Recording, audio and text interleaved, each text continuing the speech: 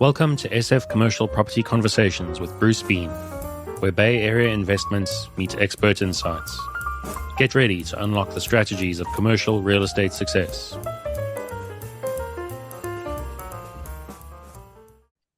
So today we have Brian McAndrews on, and I'm very excited to be talking to him because actually he has a bicycle, as you can see if you're on YouTube, behind him, and we have a similarity there. Brian is a much more serious bicycle rider than I am, but it's always fun to talk with another cohort in the bicycle world.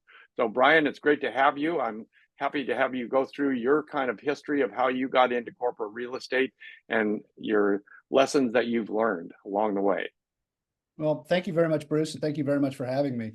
I'm a Southern California native kid from a large family,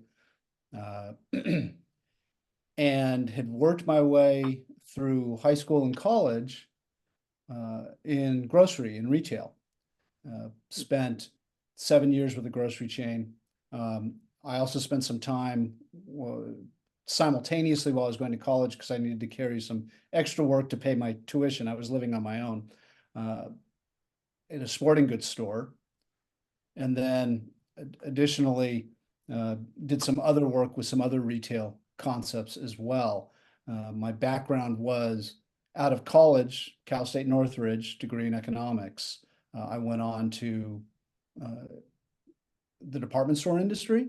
I went to work for Bullock's, which was one of the chains of Federated, if you recall, in their executive training program. That was my step. I thought retail, with my background, having put myself through school with it, was someplace that would be a good place to start, and I understood it. I was fortunate with them because at the time I joined Bullock's, the CEO was Alan Questrom, who you might know. He's the, I believe it's at Boston University. It's the Questrom School of Business. He's a brilliant retailer. And then his second in command while I was there was a fellow by the name of Terry Lundgren, who went on to become head of Federated Department Stores Macy's and stepped down as CEO there just a few years ago. So was exposed to some really smart retailers and had some great lessons there. Spent time both in store management activities, department managers in the stores, and as well as in the buying offices. But I also saw that the trajectory for my career and a career in the department store industry, while I was a younger guy, I was thinking, what am I going to do for the rest of my life? I didn't think department stores were looking that promising. And this is back, this is back in the very early 80s. And as it's turned out, that is the case. Department stores have not been the growth engine that they were in the 70s. Anyhow, my first foray into commercial real estate was looking as a way to pivot out of what I was doing in retailing. I was speaking with a number of my peers and looking at where some of them had been very successful. And it was in the commercial real estate business, specifically brokerage. So I got out, I looked at a couple other industries as well, but I got out and really hustled and went through the interview mill with a lot of the brokerage firms and ended up going to work for what was at the time Coldwell Banker Commercial, still owned by Sears at that time. Was with them through the transition. When Sears sold it, the employees bought it, it became CB Commercial. And then CB has since gone through a couple other transitions, and it's CBRE today. But I spent with them 9 years, and the focus was on retailers and retail properties. Dealt with a lot of landlords, did a lot of listing work, as well as working with retailers on a tenant rep basis. I was up in the Ventura, California office. And so the need for a lot of listings, because that was a tough market. Recall, this is the late 80s, early 90s, and commercial real estate took a real beating through that time. And Ventura County was a bit of a no-growth county. So a tough place to be earning a living as a broker. I ended up taking a seat also at the San Fernando Valley office. And the reason for that was so that I had an opportunity to interact with retailers down in the LA basin before they made the decision to head north. Because what they would typically do, it's a relationship business. What the retail rep would do, the corporate guy, he'd have his broker representation based in the core market of LA. And when he'd ask, well, we need to go up to Ventura and Santa Barbara and start heading up the coast, the broker in LA would always say, oh yeah, I can do that for you. So the opportunity for tenant rep was pretty limited if I was already up the coast. So spent more time down in the San Fernando Valley office and did retail tenant rep work. Having been a retailer, not only just a kid working in a store, but having gone through management training and the buying offices and some of the other aspects that I did with Federated, I spoke a lot of that language. So it was not uncommon for clients of mine on the occupant side to ask me if I would consider coming on board with them. Generally, they're hesitant to do that with brokers because brokerage is so transaction oriented. Based on the relationship, the questions I would ask, they got a sense that, no, I understood what they were doing. The challenge was very simple. You can make a pretty good living as a broker. Retail is notoriously not a great paying business at the entry levels. But one of my clients, Hollywood Video, was impressed, wanted me to come on board, and had a pretty unique model. Hollywood Video was founded by Mark Waddles, a name you might recall. And Mark understood in the video business back in those days, Blockbuster was numero uno. They were the big boy on the block, but there was going to be room for a number two. There probably wouldn't be room for 3 or 4 or 5 on a national level, but a second, competitor. Right. And there were several concepts, Hollywood Video, but other competitors across the country that all understood this. It was going to be a race to get the national footprint. So Hollywood Video went to the extent of putting together a super strong real estate department, populated by established, aggressive, knowledgeable transaction guys and gals, and let us loose and said, we need to dominate the landscape as quickly as we can, so we are assured of being the number 2 player. And that's what we did. It was just such a great experience as a real estate director in a company. There's nothing better than being somewhere where you're just going 1,000 miles an hour and you're making deals. It was a ton of work. It was hustle. It was a ton of pressure, but it was very dynamic. It was very engaging, and just a great place to start on the corporate side. Combining that retail background with 9 years in brokerage, and I'm going to step back into the brokerage piece. If somebody's going into this industry, I don't think there's a better place to learn the business. You get exposed to landlords, bankers, occupants. You're dealing with cities, city meetings, everything. You touch on every aspect of the business. You can go where you want to go and go after the business you want to go after. But it's certainly the school of hard knocks. You develop the thick skin that comes from a lot of cold calling and a lot of hustling. You get exposed to every aspect of the business if you're so inclined to take advantage of that opportunity. And after a number of years, you've pretty much seen most things. You might not be competent at most things, but you've seen a lot. It's a tough, hustling business that if you've got the gumption to be successful in it, you can probably go just about any place in the real estate business. And so I'm curious, did Hollywood Video pay you on a commission basis at all? Yes and no. So when I had been doing work for Blockbuster previously, and then And then Blockbuster hired somebody else from a brokerage house to become their local area rep. And he got that opportunity with Blockbuster through the reference of another broker friend of his. So he hired his broker friend to take my place. Oh, So as soon as that happened, Hollywood Video calls me up and I start working with them. And I work with them for, I don't know, a year or so, year and a half, running around, helping them find the sites, putting the packages together, doing the whole program. Blockbuster had called me up and said, well, you can't do that. You represent us. I said, no, you fired me. I can do what I want. wow. And that went away.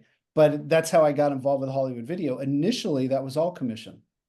Yeah. When right. Hollywood Video hired me in-house, that was a combination of salary and equity.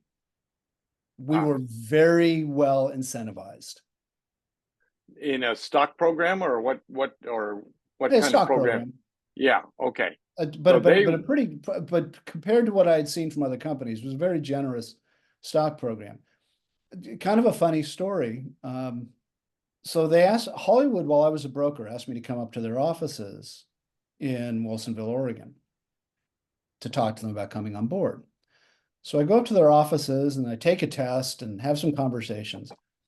And at the end of that day, they come to me and say, well, we got good news and bad news. We want to hire you, and everything you asked for, we're going to do better. Good news. That's the good news. And then they laid it out. And they said, now the bad news. We'd like you in Cleveland on Monday morning. I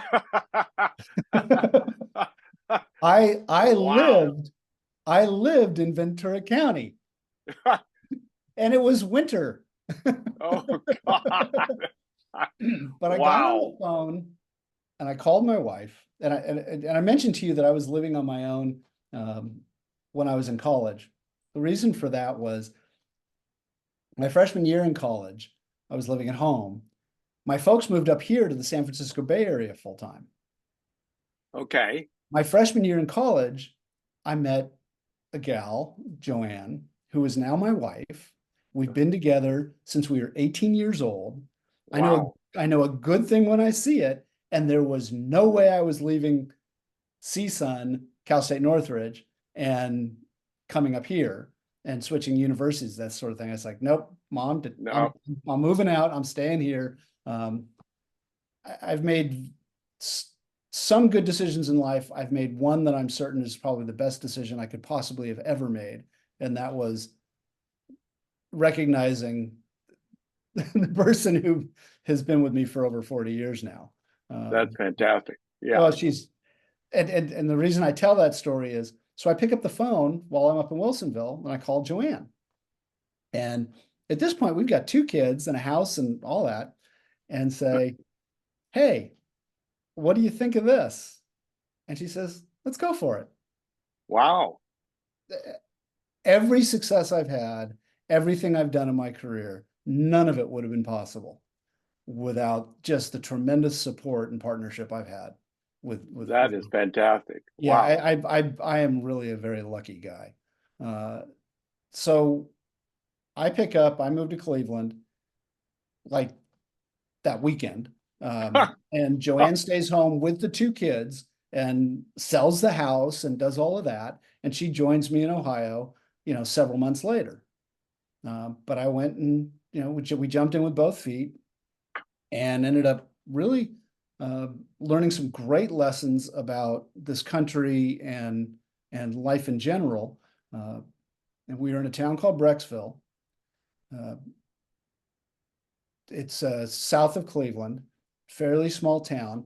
It's located, whenever I went to an area to work for a company to expand them, I would try to be at a key intersection of highway infrastructure. So they were right at, Brecksville's right at where one of the major north-south freeways runs and the east-west tollway runs to Pennsylvania and Indiana and all of that. So we moved to Brecksville and actually had a really nice life there for a number of years. I did the deals for Hollywood Video throughout Pennsylvania and West Virginia and into Indiana and down into, obviously in Ohio and up into Michigan. And, the territory kept expanding as I was more successful, and they would reduce the number of reps in an area, and I'd just keep expanding my territory. And just had a great ride with them. But I could also see the writing on the wall after a number of years with them. And I'd had other retailers knock on the door. One of them was CVS.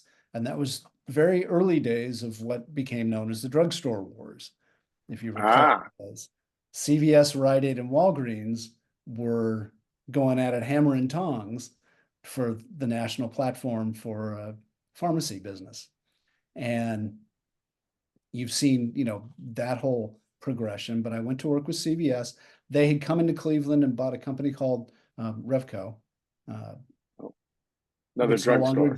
CVS grew substantially through acquisition of competitors, both big players and small, whereas Walgreens did most of their growth through organic, their own just store opening, not so much acquisitions. I think Walgreens still has had very few acquisitions. Their first one wasn't that many years ago when they bought Happy Harry's in Maryland.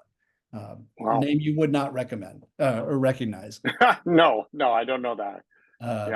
But went to work with CVS and was based in Ohio with them, but was with them when they bought a company called Arbor Drug up in Michigan. And I took them and started to expand them, and, convert the Arbor Drug platform in Michigan, as well as expand them throughout the whole state, because Arbor Drug was really a Detroit company. They weren't in most of Michigan. Wow. So did that, and in the process moved up to Michigan. And then they asked me to do Chicago, which is Walgreens' backyard. Oh, wow. Another great lesson. And I should talk about that a little bit, I think. I think companies sometimes think they're if they're the local brand, they'll get special treatment because they're important to the community. While the people in the community are thinking, we're tired of you being the dominant player here and our only option, and we're going to support the competition coming in. So I think Walgreens might have been a little bit complacent when CVS first went in. And at the same time, I think CVS was a bit surprised at how challenging Chicago politics were. So that was a great experience going into Chicago with them. But another way those two companies were different, CVS wanted their directors of real estate to live in their markets, whereas Walgreens kept everybody at the corporate headquarters and you'd fly out every week. Walmart did that as well. There's different corporations have different approaches. Some companies want all their real estate people at the home base and send them out each week. And some companies have them distributed where the directors of real estate live in the communities that they serve. CVS wanted you to live in the communities they serve.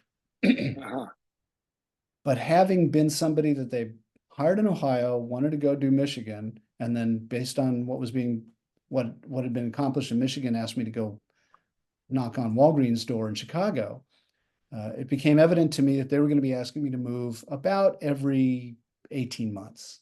Oh, wow. As I set programs up and moved along, which, as I mentioned, I had children and that wasn't going to be palatable for a long time. So as much as I thought the world of CVS, it was not the right fit. And I left them and I learned a different part of the business. I went to work with a development firm based in Pittsburgh, Pennsylvania.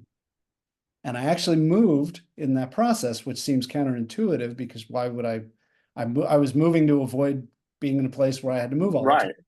Right. But the role with the development firm was this, a partnership piece.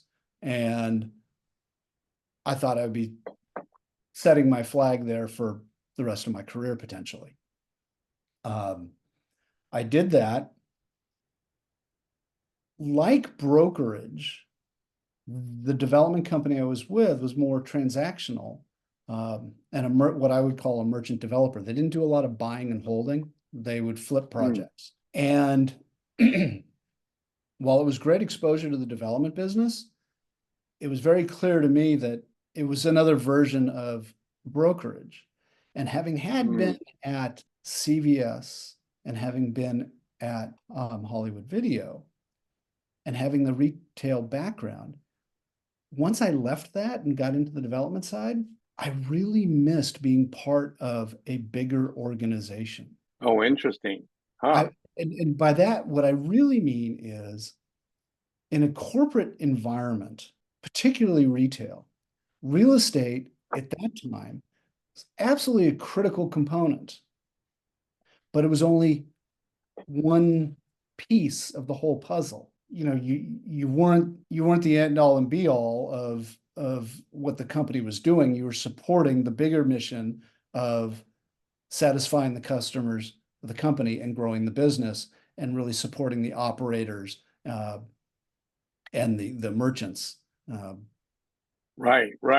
It's kind of one-off approach. Whereas on the brokerage side and on the development side, it was all about the deal.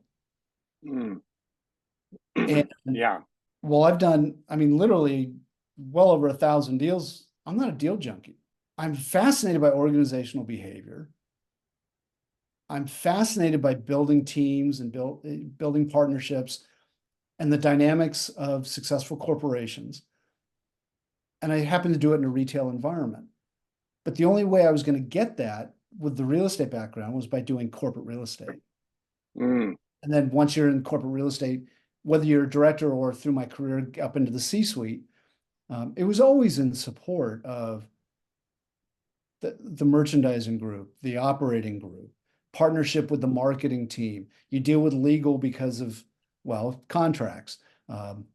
The real estate piece in a growing organization is typically the largest CapEx the company has each year. And occupancy costs are generally number one or number two, typically number two behind labor is an operating expense. So your partnership with finance and your understanding of the financial aspects of what you're doing are critical. You just become deeply involved in a much bigger organism, if you will. And I found that both challenging and intriguing and very engaging. I could really sink my teeth into it. So I ended up leaving that development role and going back to CVS. Wow. A short time after I left CVS, just a matter of weeks after I got into my office in Pennsylvania, the phone rang and it was the head of the real estate program at CVS calling me up and saying, yeah, we didn't think you'd call our bluff. If you ever want to come back, we won't make you move. You can live wherever the heck you want, but we would like you back. And I did go back to them and ended up working in the Mid-Atlantic for them for a number of years, but from my home in Pennsylvania. And then I ran New England for them from my home in Pennsylvania, from a real estate standpoint, but part of the organization. And like I said, just a great company. My wife and I are native Californians. This is home. We'd had enough of living around the country while we lived in some wonderful places. And I'll digress for a second. You know, you hear, as a Californian, you hear Cleveland, and you think, that can't be that great. Every place you go where there are people with some level of means, those people have choices. They choose to be where they are because there are great things. There are things that it's not just family and roots. We had a great experience in Ohio. We had a great experience in Pennsylvania. We had a great experience in Michigan. Met some wonderful people that are still our friends today. So hold on. I think we have to pause here 1 second. Hold on. I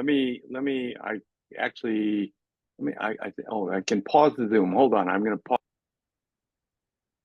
as we get back to it, it was at that time Long's Drugs reached out, or the opportunity was exposed to me, and it was a chance to come back to California. It was a chance to come to the Bay Area, which I love. And my wife and I took it, landed with Long's, and we're in the same home we bought when we did that, close to 20 years ago. Long's was the last regional retailer in the Fortune 500. And it was a very attractive opportunity because it was pretty clear that somewhere on the horizon at the time they were talking to me, that either Walgreens, CVS, maybe Rite Aid, though it wasn't looking like that was possible, would pick them off. Walgreens and CVS were very interested in Long's. The challenge Long's had was that they knew what they had, which was a fabulous company that was very profitable, that owned over $2 billion of their real estate, or $1 billion of whatever. I can't recall exactly the number, but it was in the billions in the real estate. And the offerings from those competitors were just never good enough. Those competitors, instead of raising the offering, thought that they would just come in over the top and erode market share and beat Long's down to the price that they wanted. And that dynamic had to change. So when I joined Long's, it changed a little bit about the way they went to market. When dealing with landlords for good drugstore sites, Long's would be in a conversation as a very low-level Fortune 500 company, competing with two very high-level Fortune 500 companies. And from a landlord standpoint, from a financing standpoint, those names really rung out as the better choice. I'm going to do the CVS deal. I'm going to do the Walgreens deal. Right. Because nobody took the time to explain to the landlords that was wrong. Right. And what was wrong about it was Long's owned a lot of their real estate. They had huge assets, one, and two, Long's signed the leases as Long's Corporation as a whole. They did not isolate, CVS California and put them. Right. Yeah. So financially, Long's was a spot on bet. They had dirt. They had real estate on a lot of it. Wow. So you could turn that financial perception on its ear. And then the other thing that was different was, while I was at Long's, I'd go meet with the landlords. I was now I had the directors working for me, but I'd go visit the landlords as we were trying to do the deal. And I just look at them and say, this isn't going through a preferred developer and a real estate committee and level after level after level. I'm here right now. I got a pen. I signed. Let's sign. Yeah. I still had to take it to committee, but right. We didn't take things to committee that weren't getting approved. So it was like, one, you're looking in the eye of the person who's going to be signing the lease. And two, financially, you've just learned that it's a better bet. Yeah. Long's turned that dynamic around and began winning those fights for real estate sites. Wow. Over Walgreens and CVS. And both of them responded by dramatically getting more aggressive about what they were willing to pay for Long's. Oh, wow. So they didn't finally sell out. So Long's Drugs, we did sell to CVS. Oh, okay. All right. CVS came in and bought Long's, and they had a little bit more flexibility in that they were not as well established in California as Walgreens were. So the FTC issues around trade competition were more easily resolved. But it was interesting. Tom Ryan, who at the time was the CEO of CVS, when it was announced to the market in his public call with the investment community, et cetera, one of his first lines was, "This was a real estate deal." Wow. we sold longs. I had been with CVS twice and left them twice. I wasn't going to be back there again. And I never had done international. So I went to work with that DFG company, DFC, also Dollar Financial Group. So different names at different times, which was basically a consumer finance company with different platforms in the US and Canada, and also the UK. But we took them into Spain, took them into Finland, took them into Sweden, took them into Romania, took them into Poland, on and on and on. Whoa. Wow. Really had a great experience. Back and forth to Europe a lot, in a lot of different countries, but just a tremendous experience with international real estate, buying other platforms and then expanding them under the umbrella of DFC. And DFC was a public company at the time. Eventually, a private equity firm bought them, took them private again. It was, having done that, did my brief stint at Cons. The CEO of Cons had been the COO at DFG.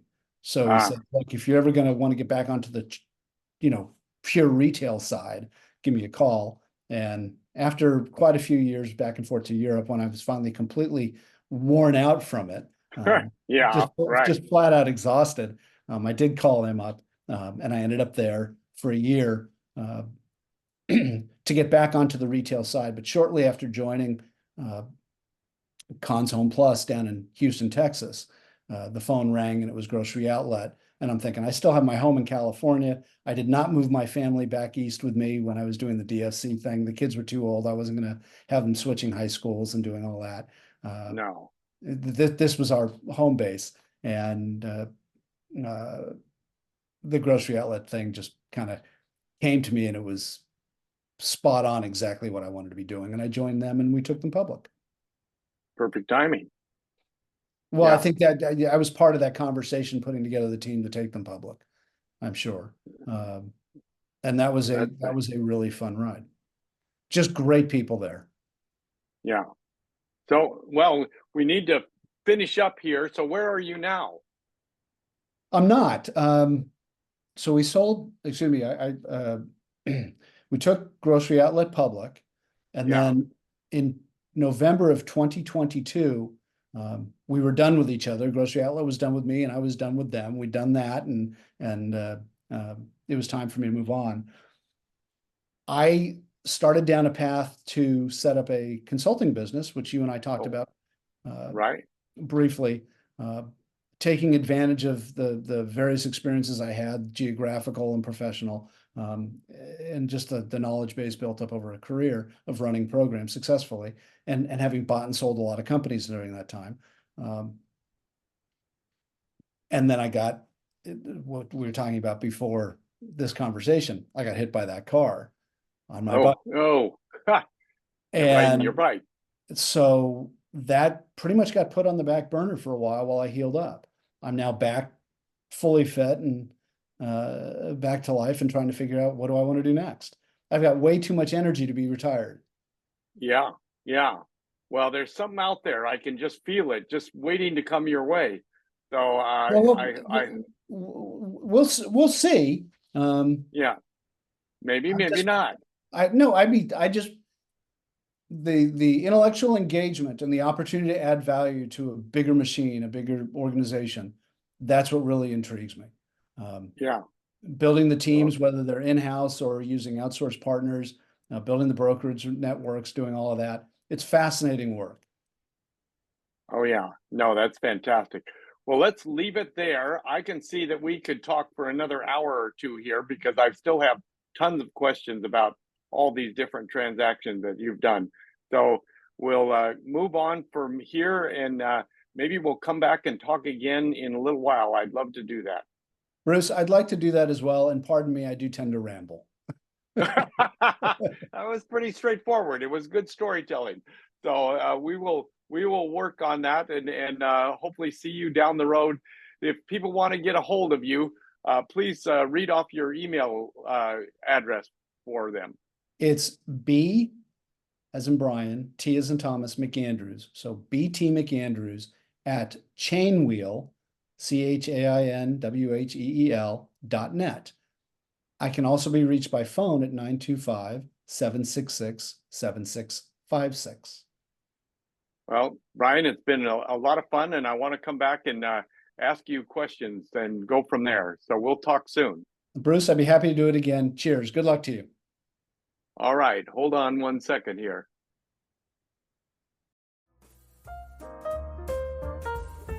That's a wrap on today's journey through the SF commercial real estate scene. Ready to share your story? Visit sfcommercialconversations.com/guest. Your insights could lead the next conversation.